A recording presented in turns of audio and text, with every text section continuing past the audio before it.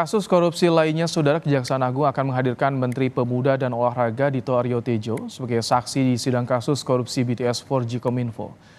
Kejaksaan Agung tengah memeriksa sejumlah saksi dan mencari bukti terkait aliran dana 27 miliar rupiah yang disebutkan terdakwa Irwan Hermawan diberikan kepada Menpora Dito Aryo Tejo. Bukti ini nantinya akan dihadirkan ke persidangan dugaan korupsi proyek BTS. Selain pembuktian aliran dana 27 miliar, Kejagung juga akan menghadirkan Menpora Dito ke persidangan untuk dimintai keterangan sebagai saksi dugaan korupsi proyek BTS. Pak Dito itu pasti kami juga hadirkan di persidangan. Nanti rekan-rekan juga monitor keterangannya di persidangan. Karena itu kepentingan saksi juga penting buat kepentingan pembuktian di persidangan bagi penuntut umum. Terkait dengan beliau, ya kita lihat dinamikanya. Ya, hari ini juga kami sedang memeriksa sejumlah saksi yang kami nilai ada urgensi dengan pembuktian terkait dengan uang 27 miliar telah kami sita dan nanti akan kita jadikan barang bukti di persidangan di kasus Windy. Ya, tunggu saja hasilnya. Pengacara terdakwa Irwan Hermawan Magdir Ismail pada 13 Juli lalu menyerahkan uang 27 miliar rupiah ke Kejaksaan Agung. Kala itu Magdir mengaku ada seseorang berinisial S yang menyerahkan uang 27 miliar ke kantor. Bagaimana perkembangan pemeriksaan dugaan aliran dana 27 miliar rupiah proyek BTS yang diduga ke Menpora Dito Aryo Tejo? Sudah ada Kepala Pusat Penerangan Hukum Kejaksaan Agung Ketut Sumedana. Selamat petang, Pak Kapus Penkum. Selamat petang, Mas. Gimana kabarnya? Alhamdulillah sehat. Pak, jadi bagaimana soal perkembangan aliran dana 27 miliar? Kan di sidang sudah disebut. Ini bisa jadi juga sebagai fakta sidang, jadi alat bukti juga tidak, Pak?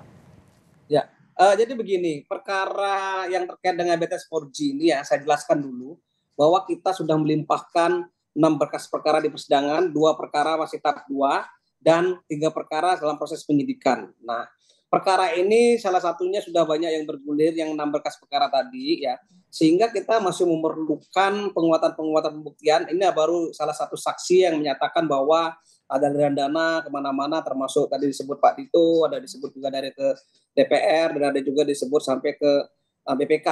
Ini tentu memerlukan pendalaman dan kesaksian lain ya, sehingga kita tidak bisa bicara apakah ini langsung bisa ditetapkan seseorang menjadi tersangka? Enggak, kita harus menemukan dulu alat bukti lain yang bisa mendukung keterangan-keterangan yang tadi. Oke. Nah, itu perkaranya Pak Dito, ke depannya apakah bisa dilakukan pemanggilan apa tidak?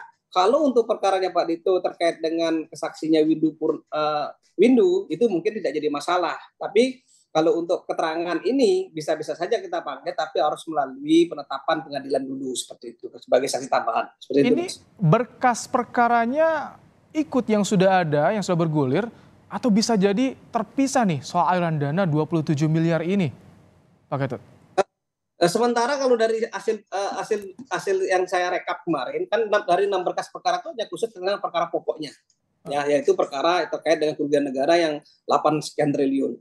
Tapi kalau untuk perkaranya yang 2, yang WP dan IWM, nah ini khusus adalah perkara-perkara yang terkait dengan pasal-pasal 5, pasal 11 dan pasal 12 yaitu mengenai aliran dana tadi itu.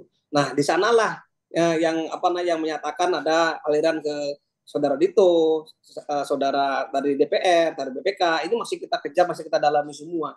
Ya, mudah-mudahan ini akan berkembang terus. Kita akan mengembangkan terus perkara ini, seperti itu. Ini kan Menpora Dito akan dihadirkan di persidangan. Ini untuk konfrontasi artinya, Pak Ketut, apakah nanti akan dipanggil lagi diperiksa ke Kejagung untuk mendalami juga soal ini? Sementara begini, sementara kita fokus dulu di persidangan yang sedang lagi rame. Media juga rame menanyakan kepada kami, kepada kita ya. Tentunya kami tidak mau melepas apa istilahnya bola liar di luar, sehingga kami mau tidak mau tim penuntut umum yang ada di persidangan ini kita meminta agar segera dilakukan klarifikasi untuk pemanggilan di sidang biar tidak bias perkara ini. Sementara di penyidikan kita juga masih tetap berjalan. Apabila ditemukan bukti-bukti baru terkait perkara ini tentu kita akan panggil.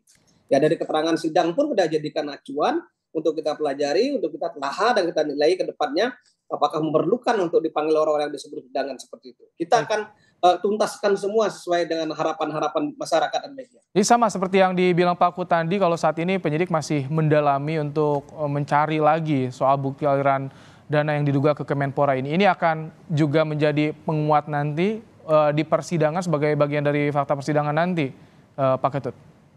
Ya, tugasnya penuntut umum itu adalah membuktikan konstruksi hukum yang di mana dalam surat dakwaan. Tentunya kita membuat terang suatu perkara itu harus ada alat bukti berupa keterangan-keterangan saksi yang fair, yang menurut kami itu dapat dipertanggungjawabkan. Sehingga dalam proses penyidikan pun yang lagi berjalan ini dari dua perkara ini, kita juga menginginkan itu juga terjadi sebagaimana proses persidangan. Kita berharap semua saksi yang dihadirkan di persidangan sama dengan keterangan saksi sebelumnya, bisa terbuka, terlepas seperti itu. Karena kemarin pada saat kita lakukan pemeriksaan di proses penyidikan ini masih saling menutupi mereka, masih saling mengakui, saling mengingkari. Nah ini perlu kita lakukan pendalaman dan untuk kemungkinan kedepannya ada pengembangan baru dari perkara ini. Baik, terima kasih Pak Ketut Sumedana, Kapus Penkum Kejaksaan Agung telah menyampaikan bagaimana perkembangan terkini soal dugaan aliran dana 27 miliar di kasus BTS 4G. Terima kasih Pak Ketut. Terima kasih, Mas. Salam sehat.